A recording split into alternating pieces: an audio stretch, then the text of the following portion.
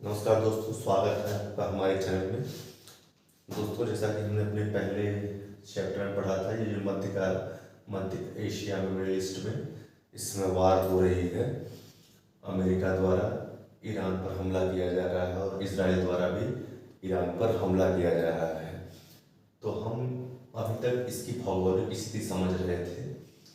अब हम जिस मुद्दे पर चर्चा करने जा रहे हैं वो ये है कि ईरान ने जो हार्मुज जल संधि है उसे ब्लॉक तो किया ही है, साथ ही अब वो यहाँ पर परमानेंट तरीके से टोल टैक्स वसूलने वाला है।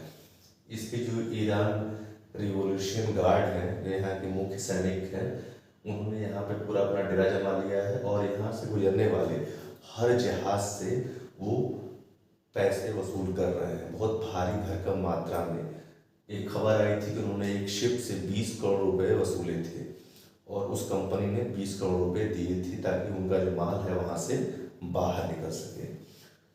तो ये जो स्थिति हम इस समय देख रहे हैं कि ईरान ने हार्मुज जल संधि पर कब्जा कर लिया है और एक तरह से उसे अपने अधिकार में ले लिया है। इसका जो बाकी देश हैं, जितने भी बाकी अरब देश हैं, वो इसका विरोध कर रहे हैं। बाकी दुनिया इसका विरोध कर रही है, यूरोप भी कर रहा है, इंडिया भी कर रहा है, एशिया के देश भी हैं। लेकिन इसके पहले भी इतिहास में एक ऐसी ही घटना हो चुकी थी। ये जो हिस्सा है ये हिस्सा मैंने आपको बताया था कि अफ्रीकी महाद्वीप है। ये यहाँ से अलग हो रहा है। ये अरब प्रायद्वीप है, ये अरब प्रायद्वीप है। इसके बगल में ये अफ्रीकी महाद्वीप है। अफ्रीकी महाद्वीप का ही एक देश है, उसका नाम है मिस्र। तो मिस्र के साथ क्या हुआ था कि जब सेकेंड वर्ल्ड वॉर चल रहा था तो उस समय ब्रिटेन और मिस्र के बीच में एक संधि हुई थी 1936 के आसपास। उस संधि के तहत ब्रिटेन के सैनिक जो है मिस्र के देश में रहते थे। जिस तरह से अमेरिका के मिलिट्री बेस आज अरब के हर देश में है, उसी तरीके से उस जमाने में ब्रिटेन का आधिपत्य हुआ करता था दुनिया में। ब्रिटेन अमेरिका जैसा हुआ करता था और वो बाकी देशों में अपनी सेनाएं रखता था। जिस तरह से मिलिट्री बेस अमेरिका रखता है, उसी तरीके से मिलिट्री बेस ब्रिटेन भी रखता था।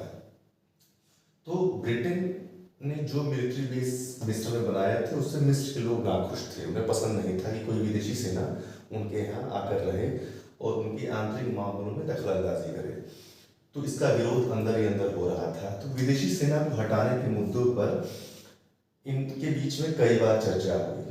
तो वो चर्चा कुछ सार्थक रूप नहीं ले पाई, लेकिन होते होते एक संधि हुई। उसमें कहा गया कि ब्रिटेन ने कहा कि 31 मार्च 1946, मतलब वर्ल्ड वॉर जब खत्म हो गया, उसके बाद ब्रिटेन का कहना था कि 31 मार्च 1946 तक वो स्वेज नहर से अपने जितने सैनिक थे उनको हटा लेंगे और सितंबर तक सारे मिस्र से अपना सारा सेना हटा लेंगे। लेकिन ये जो संधि हुई थी ये किसी वजह से काम नहीं कर पाई। ये कभी योजना लागू ही नहीं हुई। तो ये संधि फेल हो गई। उसके बाद 1947 में 1947 में मिस्र ने, उस समय सिक्योरिटी काउंसिल, जैसे आज के समय यूएन था वैसे उस समय भी यूएन था, और सिक्योरिटी काउंसिल में अपील की गई मिस्र की तरफ से कि हमारे देश से सेनाएं हटाई जाए। लेकिन वहाँ पे बात नहीं बनी।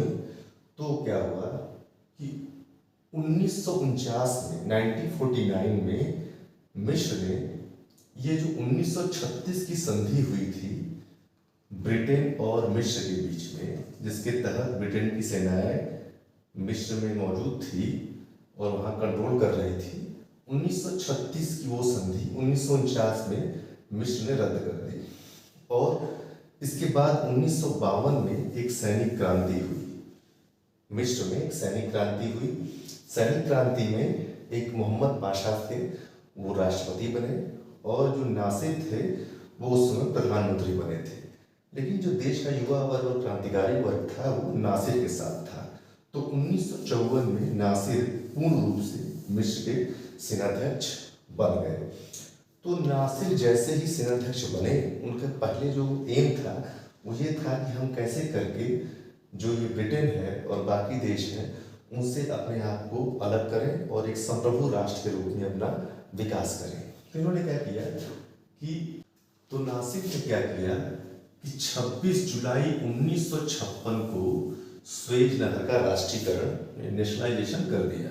ये बात ब्रिटेन और फ्रांस को पसंद नहीं आई, क्योंकि ब्रिटेन फ्रांस नहीं चाहते थे कि स्वेज नहर देख रहे हैं, ये है स्वेज नहर, ये स्वेज नहर है, मिस्र के बगल में ही मिस्र का एक हिस्सा है, लाल सागर है, और यहाँ पे अदन की खाड़ी, यहाँ पर एक जलसंधि है, उसका नाम है बॉब अल मंडेब, बॉब अल मंडेब जलसंधि। ये उसी हार्मुज जलसंधि की तरह है।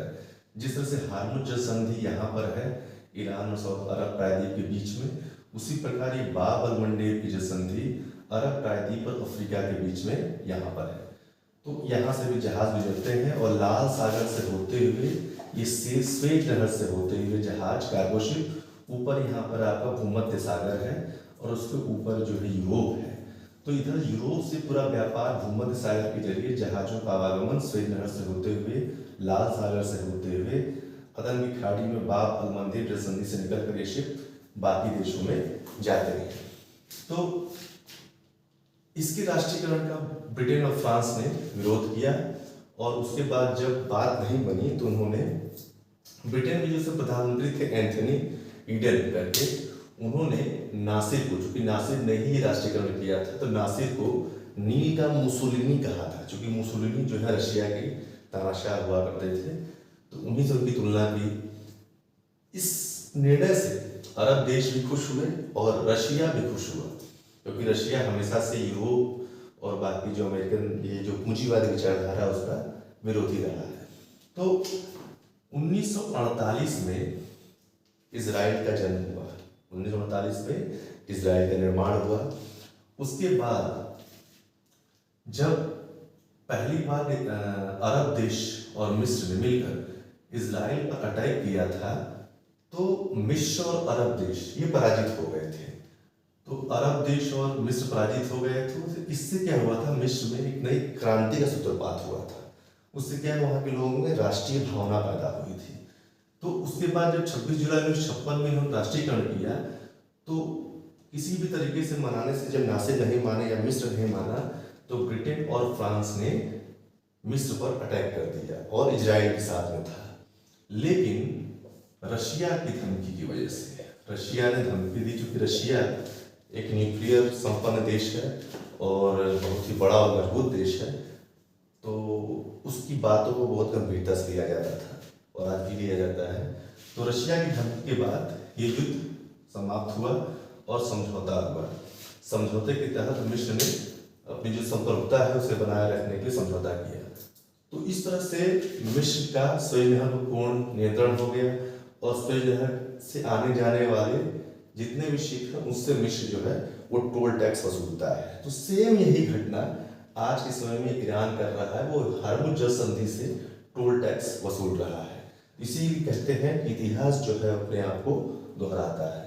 तो अभी आगे क्या घटनाएं घटेंगी वो हम आगे देखेंगे।